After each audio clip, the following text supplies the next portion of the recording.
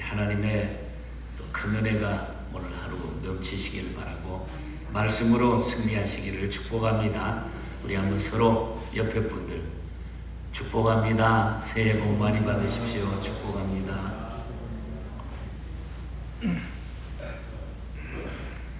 21장에서는 두 부분으로 우리가 볼 수가 있습니다. 오늘 읽은 1절부터 10절까지는 그 바벨론 왕 느부갓네살의 침입을 받은 이 시드기야 왕이 너무너무 당황해가지고 예레미야에게 사람들을 함께 보내가지고 여호와의 도우심을 간구하고 그리고 부탁하는 그런 내용의 말씀이 앞부분에 우리 읽은 부분에 나타납니다. 그리고 11절부터 마지막 14절까지는 예레미야가 지금이라도 회개하고 하나님의 통치를 대리하는 자답게 행할 것을 유다왕 시드기야에게 추구하는 그런 내용의 말씀이 나타나고 있습니다. 오늘 이 말씀을 우리가 기억해 보면은 우리가 인생을 살면서 힘들고 어려웠을 때 내가 막 열심히 기도했는데 하나님은 다른 방향으로 우리를 이끌어 나가고 있는 이런 결과를 우리가 경험하고 체험할 때가 있었다는 거죠. 그래서 오늘 그런 우리가 인생 살면서 그렇게 걱정하고 왜 내 생각은 이건데 왜 하나님은 이렇게 하실까? 이런 의문점들이 아마 오늘 이 본장에서 말씀을 깊이 우리가 묵상하게 되면은 해결을 받을 수 있는 그런 내용의 말씀들입니다. 하나님의 생각은 인간의 생각과 다를 때가 많이 있습니다. 그래서 우리는 자주 하나님의 뜻을 찾지 못하고 그것 때문에 방황하거나 또 그 뜻이 이해되지 않아가지고 회의와 번민에 쌓일 때가 우리는 많이 있다는 거죠. 그러나 우리가 꼭 기억할 것은 하나님의 뜻은 우리의 뜻과 다르며 하나님의 길은 생명의 길이고 우리 인간의 길은 사망의 길이라는 사실을 우리가 분명히 기억해야 됩니다. 그럼 우리가 하나님의 뜻을 알기 위해서 어떻게 해야 합니까? 오늘 본장에는 그런 말씀의 내용들을 우리에게 전해주고 있습니다. 그래서 오늘 아침에 우리가 초점을 맞출 것은 생명의 길과 사망의 길. 어떤 것이 생명의 길이고 어떤 것이 사망의 길인가? 여기에 초점을 맞추어서 우리의 삶에 깊은 하나님의 뜻을 찾을 수 있기를 바랍니다. 먼저 1절과 2절을 보면은 우리가 하나님 앞에 살아가면서 중요한 얘기는 외식적인 기도를 드리지 않도록 우리가 주의하라는 거예요. 외식적인 면을 우리가 드러낼 때가 많은데 인간은 너무 외식적으로 할 때가 많은데 이런 부분을 하나님은 싫어하신다. 자, 오늘 본문을 봅니다. 예레미야가 수차 경고했던 대로 유다의 멸망이 이제 임박한 거예요. 유다가 망할 것이다. 바벨론을 통해서 망하게 될 것이다. 수차에 경고했던 대로 유다의 멸망이 이제 임박했습니다. 그랬을 때에 이 느부갓네살 왕이 대군을 이끌고 바벨론의 대군을 이끌고 예루살렘을 이제 완전히 포위하게 됩니다. 이때 시드기야는 너무 겁을 먹었죠. 그래서 시드기야는 예레미야에게 사람을 보내가지고 예루살렘을 바벨론으로부터 구하기 위해서 여호와께 기도해 주기를 같이 기도해 주기를 부탁을 합니다. 어떻게 보면 당연한 일이죠. 맞는 일이죠. 맞는 일처럼 우리가 보여지는 거죠. 우리도 보통 그러잖아요. 내가 어떻게 살았든지 그걸 떠나서 어려움을 당하면 야 하나님 앞에 기도해 주세요. 같이 기도해 주세요. 우리가 이렇게 할 수가 있어요. 우리가 1절과 2절에 보면 여호와께로부터 예레미야에게 말씀이 임하니라. 시드기야 왕이 말기야의 아들 바수훌과 제사장 마세의 아들 스바냐를 예레미야에게 보내니라. 2절에 보면 바벨론의 느부갓네살 왕이 우리를 치니 청컨대 너는 우리를 위하여 여호와께 간구하라. 여호와께서 혹시 그의 모든 기적으로 우리를 도와 행하시면 그가 우리를 떠나리라. 어떻게 보면 하나님의 요행, 이렇게 하면 혹시나 괜찮을까? 뭐 이런 생각이죠. 국가적 어려운 문제를 가지고 예레미야에게 기도를 요청했습니다. 좋은 일이죠. 시드기야는 말로만 순종하는 척했지 사실 따지고 보면은 진심으로 자신의 잘못을 하나님 앞에 고백하는 태도가 아니었다는 거죠. 분명히 공리적이고 기본적인 태도였습니다. 왜냐하면 그는 예레미야를 통해 가지고 주신 하나님의 말씀을 듣고도 순종하지 않았기 때문에 수차례 예레미야가 하나님의 메시지를 전해주면서 계속적으로 이야기를 했는데도 그 말씀에 대해서 받아들이질 않았거든요. 예레미야 선지자에게 기도를 요청했던 시드기야의 자세를 좀 더 우리가 구체적으로 살펴보면은 한 3가지로 우리가 기억할 수 있는데, 먼저는 그는 스스로 가서 구하는 것이 아니라 제사장을 시켜서 부탁하는 교만한 자였다고 하는 거죠. 자기는 괜찮고 다른 사람이 하면 된다. 그리고 또 다른 하나는 그는 하나님의 긍휼하심과 인자하심을 의지하지 아니하고 기사와 어떤 표정만을 바라는 그런 자였어요. 하나님이 이렇게 하면은 하나님이 기적을 베풀어 가지고 팍 이렇게 해주실 것이다. 어떤 표정, 기사, 이것만을 바라고 살아가는 사람이었다. 우리가 하나님을 어떤 무당이나 굿하면 뭐가 잠깐 이루어지고 뭐 순간 변화가 되고 이렇게 우리가 하나님을 생각해서는 안 된다는 거죠. 그리고 또 다른 3번째는 그는 하나님의 구원을 바르게 이해하지 못하고 자기를 돕는 일로만 생각해서 자신의 목숨을 대적의 손에서 건진받는 일에만 급급했다. 그러니까 하나님은 그냥 어려울 때 도와주시는 분으로만 생각을 하는 거죠. 자기가 어려울 때 자기의 생명을 구원해주는 그때 순간적으로 자기 것만 건진받게 된다고 하는 요렇게만 생각을 하고 살아가는 사람이었다는 거죠. 여러분, 우리가 이 말씀을 통해서 우리도 우선 당면한 재난에서 모면하고자 하는 식으로 육체적인 구원만 생각하고 외식적인 기도를 하지 않도록 우리가 주의해야 된다. 정말 우리가 하나님 앞에 우리의 모든 삶을 그대로 맡겨드릴 수 있는, 내가 인정할 수 있는, 하나님이 이 일을 통해서 왜 이렇게 하실까? 우리 하나님의 그 뜻을 우리가 깨달을 수 있어요. 헤아릴 수 있어야 된다. 외식적인 기도를 우리가 벗어 던질 수 있어야 된다.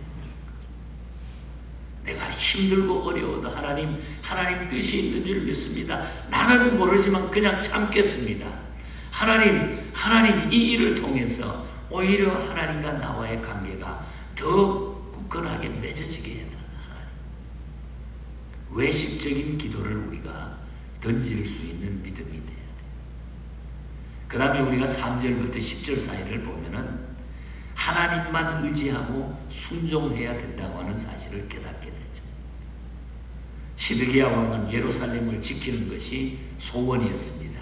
왕이니까. 그래서 예레미야를 보내가지고 하나님의 도우심을 청했습니다. 그런데 이때 하나님께서 예레미야를 통해가지고 3절에서 10절 사이에 하나님께서 예레미야를 통해서 쭉 하시는 말씀이 나타나고 있죠. 뭐라고 말씀하십니까? 시드기야의 소원과 하나님의 뜻은 정반대였다는 거죠. 하나님의 뜻과 시드기야의 뜻이 완전히 달랐다는 거예요. 분명히 예루살렘이 멸망해가지고 하나님께서는 계속 말을 안 들으니까 예루살렘이 멸망해서 바벨론의 포로가 되어 갈 것이라 4절에서 7절에 그 말씀을 하셨거든요. 하나님께서는 시드기야가 기대했던 것과는 전혀 다르게 갈대아인들을 도우셔가지고 예루살렘 백성들이 가지고 있는 무기를 쓸모없게 만들 것이며 가나안인들은 예루살렘 성 안에 불러들이겠다. 하나님은 그렇게 얘기를 하고 있어요. 그래서 4절에 보면 그러잖아요. 이스라엘 하나님 여호와께서 이와 같이 말씀하시되 보라, 너희가 성 밖에서 바벨론 왕과 또 너희를 에워싼 갈대아인과 싸우는 데 쓰는 너희 손에 무기를 내가 뒤로 다 돌릴 것이요 그것들을 이 성 가운데 다 모아들이라. 나는 그렇게 생각하지 않는다. 너희가 지금 대적하기 위해서 나오지만은 그러나 절대로 그게 아니라 오히려 갈대아인들을 통해 가지고 너희가 가지고 있는 무기를 쓸모없게 만들 것이다. 뿐만 아니라 5절에 보면은 뭐라 하나님께서 직접 유다를 치시겠다고 그랬어. 5절에 내가 든 손과 강한 팔 곧 진노와 분노와 대노를 친히 너희에게 칠 것이요. 하나님이 친히 너희를 칠 거야. 또 6절에 보면 뭐라니까 무서운 전염병으로 사람과 짐승이 다 죽게 하겠다. 내가 또 사람과 짐승이나 이 성에 있는 것을 다 치리니 그들이 큰 전염병에 죽으리라. 그래도 남은 자가 있다고 하면, 그렇게 하고도 남은 자가 있다고 하면 7절에 보면은 바벨론의 느부갓네살 왕과 그들의 생명을 노리는 원수들의 손에 내가 넘겨주겠다. 느부갓네살 왕은 그들을 조금도 동정하거나 불쌍히 여기지 않고 무자비하게 마구 쳐 죽일 것이라고 그렇게 7절에 말씀하고 있는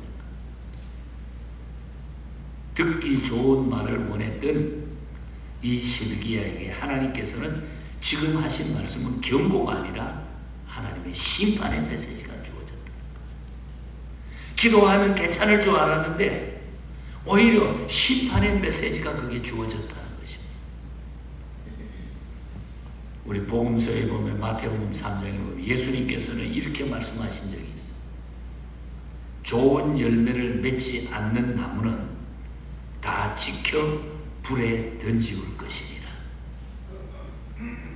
하나님께서는 하나님의 말씀을 듣고 돌아오기를 기다리시지만 계속 죄악 가운데 거하면 심판을 선언하신다. 얼마나 많은 메시지를 이 백성에게 줬습니까? 돌아오라고, 하나님 앞에 돌아오라고, 회개하라고, 잘못을 내려놓고 회개하라고 계속적으로 하나님은 메시지를 주었어요. 심지어 예레미야는 울면서 길거리에 다니면서 계속해서 이 회개하고 민족이 돌아오기를 그렇게 기도하고 외쳤건만 그것을 듣지 않았습니다. 근데 이제 와서 어려움 당하니까 하나님께서는 하나님의 말씀을 듣고 돌아오기를 기다리십니다. 그러나 계속 돌아오지 않고 죄악에 거한다면 결국은 하나님의 심판, 노아 홍수도 마찬가지였고 하나님의 심판의 역사가 곳곳에 나타나는 부분들이 바로 그 메시지를 전해주고 있다는 거죠. 참된 말을 분별하지 못하는 자는 결국 어떻게 된다? 심판을 받게 된다고 하는 이 사실을 우리가 기억하게 됩니다. 하나님께서는 생명의 길과 그래서 사망의 길을 가르쳐 주셨어요. 갈대아인에게 항복하고 살고 항복지 않으면 죽는다. 항복하면 살고 항복지 않으면 죽는다. 그래서 8절과 9절에 보면 8절에 너희 앞에 생명의 길과 사망의 길을 두었느라. 항복하면 살고 항복지 않으면 죽는다. 10절에 그 삶의 길은 바벨론에게 항복하는 길뿐이라 하나님이 그렇게 이야기를 하는 거예요. 그렇게 하기 위해서는 시드기야가 자존심을 버리고 배반자라고 하는 오명도 각오를 써야 된다는 거죠. 그러므로 시드기야는 하나님만 의지하고 말씀에 순종하고 하나님 알겠습니다. 내가 어떤 자리에 내려가더라도 내가 포로가 되든 내가 눈이 빠지든 내가 어떤 일이 벌어진다 할지라도 하나님 잘못했습니다. 그렇게 말씀을 의지하고 순종해야 되는데 그렇게 하지 못했다는 것. 하나님의 생각은 우리의 생각과 여러분 다릅니다. 그래서 하나님께서는 계획하시는 구원의 길도 우리와 달라서 우리의 심한 죄악으로 인하여 부끄러운 가운데서도 얻을 수가 있고 그 구원을 많은 부분에서는 인간의 생각으로 도무지 이해할 수 없기도 하다는 하나님이 구원하시는 그 방법이. 그래서 부끄러운 구원이라고 하는 말이 거기서 나오는 거예요. 그래서 우리가 중요한 것은 이 메시지 속에서 우리가 하나님만을 의지하고 어떤 환경 가운데서도 그 하나님의 말씀을 우리가 순종해야 돼요.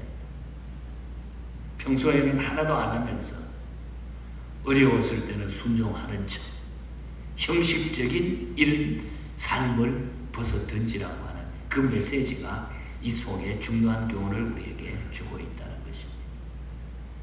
이제 끝으로 마지막 부분을 보고 말씀을 정리합니다. 11절부터 14절 사이에 보면 공의와 사랑으로 행해야 된다. 그러니까 우리 하나님은 공의와 사랑의 하나님이다. 중요한 메시지를 마지막에 던져주고 있죠.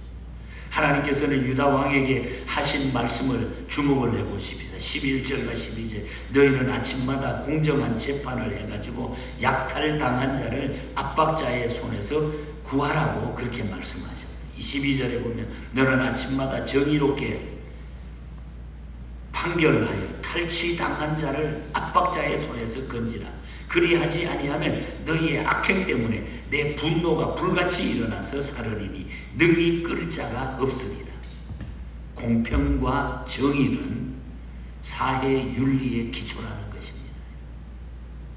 그래서 지도자들에게 요구되는 것이 바로 공의라는 거예요. 공의.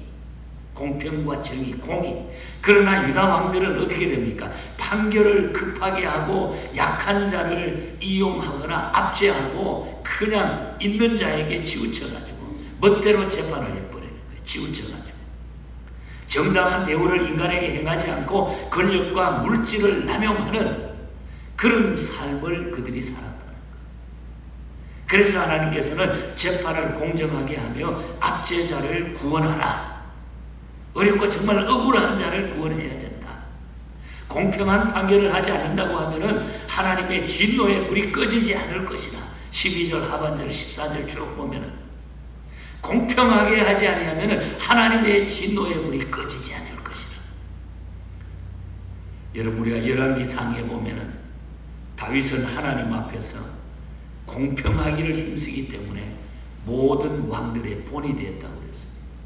다윗이 실수도 많이 했고 많은 아픔과 상처도 많았는데 다윗이 훌륭하게 하나님의 메시지에서 다윗을 드러내게 하는 그 메시지의 중심은 공평하기를 힘쓴 자였기 때문에 하나님의 뜻을 찾기 위하여 하나님의 그 말씀을 붙들고 공평하기를 힘썼기 때문에 모든 왕들의 본이 되도록 하나님이 만드셨다. 그러나 이제 이 유다에서는 다윗 왕이 행했던 것 같은 공평은 다 사라지고 말았다.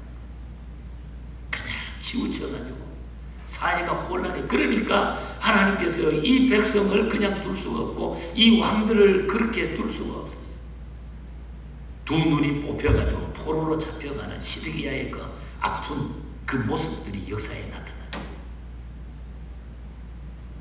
인간은 안전을 먼저 찾지만은 하나님께서는 사회 정의와 사랑을 먼저 찾.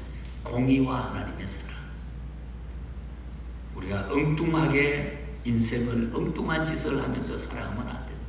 그리고 정치를 하든 뭘 하든지 간에 나라가 공의와 사랑으로 이것이 바로 진행이 돼야만이 그 나라가 바로 갈 수가 있고 그 사회가 바로 갈 수가 있고 그 공동체가 바로 설 수 있다고 하는 것이죠. 그래서 12절을 우리는 꼭 기억해야 됩니다.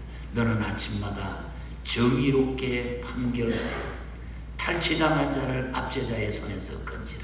그리하지 아니하면 너희의 악행 때문에 내 분노가 불같이 일어나서 사를 것이라.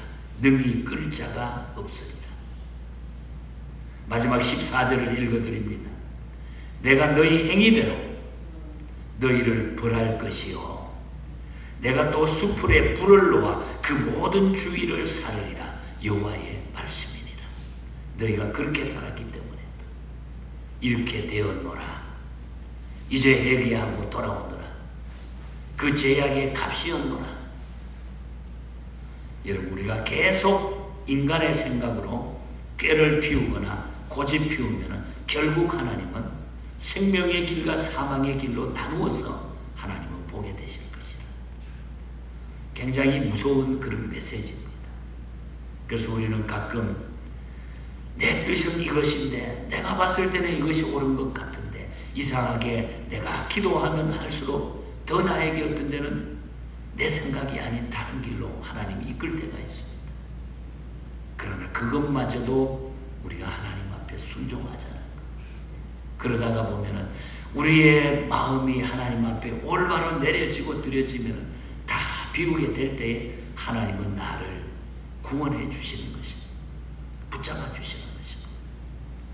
분명한 일은 우리 하나님은 생명의 길입니다.